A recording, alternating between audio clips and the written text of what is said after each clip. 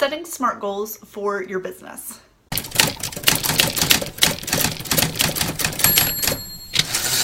Hey there, I am Abby Herman with Right Solutions, and today we're going to talk about how to set SMART goals for your business. Now, when I was a teacher, we were forever setting goals for our classrooms, for our students, and for our schools as a whole. It was good for us as teachers to set goals for our classrooms so that we had some place that we could target with our instruction. And it was also really good for our students to set goals for themselves and to see what goals we had set for them so that they had something to strive for and so that they knew when they were making progress. The same thing goes for setting your business goals. Setting SMART goals for your business is absolutely critical because it sets a bar for you to reach, and it lets you know when you've done what you set out to do in your business. They're specific, measurable, attainable, relevant, and time sensitive. So let's dive into each of these a little bit more, and I will tell you how to achieve those benchmarks within your own business. So first is specific. A goal needs to state exactly where, what, and why you are going to achieve. When you state your what, you need to use numbers. That's what really makes it specific, and it gives you a place to target.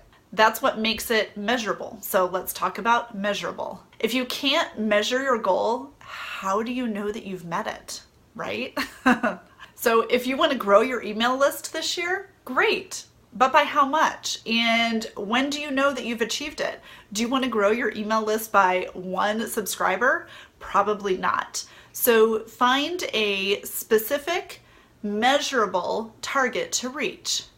Give it a number. Something like, I will grow my email list by 50%. That's perfect. You know where you're starting now, and you know when you will have grown by 50%. Maybe your goal is to increase your visibility this year. Perfect. But how will you know when you've reached your goal? And what does that even mean, visibility? So set some parameters. I will be featured on 6 guest blogs by January 1st of next year. That makes your goal measurable, and you have your time-sensitive deadline, which we'll talk about in just a minute. Okay, so let's get real. Attainable. Your goal has to be attainable. If it's not attainable, you're just going to be frustrated when you don't reach it.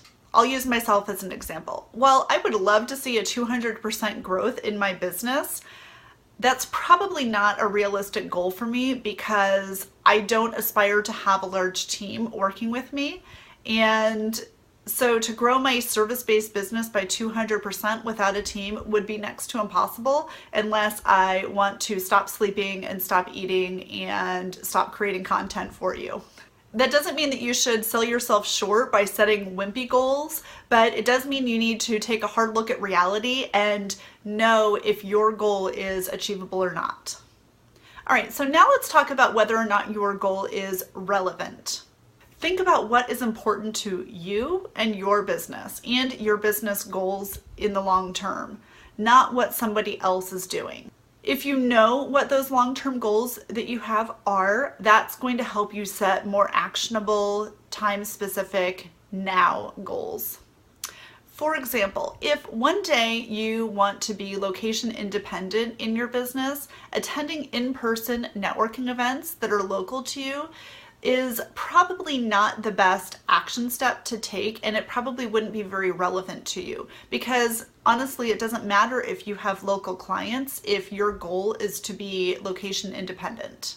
If your goal is to build a business around speaking, it's probably not very relevant for you to have a stockpile of written blog posts on your website. Now, you do need to have some content on your website, and blogging regularly is important, but don't feel like you have to blog every day or, twice a week or something like that if you want to build a business around speaking. So your goal should be more relevant to video content. It should relate more to getting out there in those in-person events. And finally, your goal needs to be time sensitive. So totally guilty here, but how often have you put off something that you know you needed to do until the last minute before your deadline, right? Yep, been there, done that. Most of us need a deadline. We need a date that something needs to be accomplished by in order to get anything done. But even if you don't need to have a deadline, you should have it in your goals. Having that date that you want to have accomplished something is really important to your mindset and to being able to plan out the steps that you need to take to get to that finish line. Okay, we're gonna jump back to that first benchmark, and I'm gonna give you a couple of specific examples here.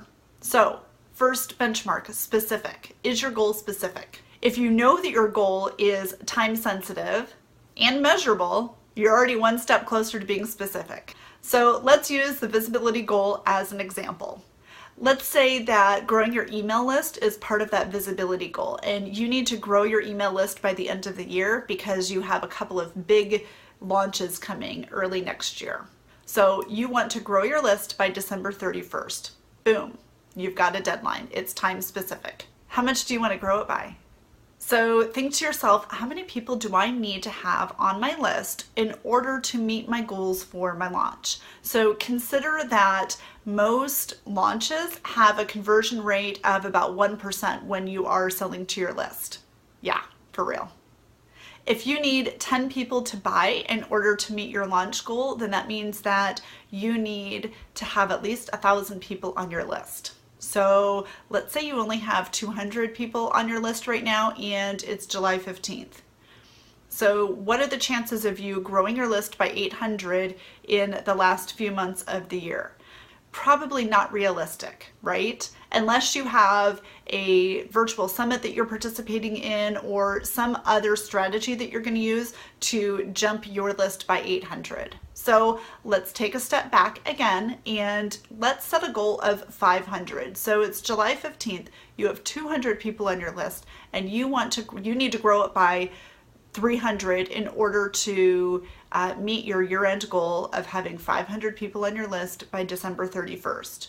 And so maybe for launch purposes, that means that you adjust your pricing on whatever program you're releasing so that you can meet those monetary goals that you have. You following me?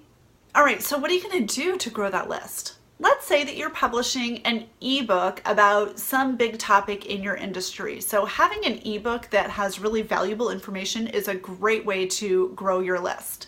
Let's look at the goal that we've set. Is it measurable? Yes. You want to have 500 subscribers on your list. Is it time sensitive? Yes, by December 31st. Is it attainable? Well, you're starting with 200 subscribers and you need to grow it to 500 subscribers within the next 5.5 months. So yeah, that's definitely attainable. Is it relevant to your business goals? Well, you need to have a list if you want to have a successful launch. So yeah, that's pretty relevant to what your business goals are. Is it time sensitive? You've set yourself a deadline, so you betcha. And is it specific? Well, since you've covered all the other benchmarks, then yes, it's specific. Plus, you've stated exactly how you are going to achieve your goal. Now, this is just one example of how to create those specific goals for your business, and it's only the first step in creating that content strategy that is going to help you to reach those goals.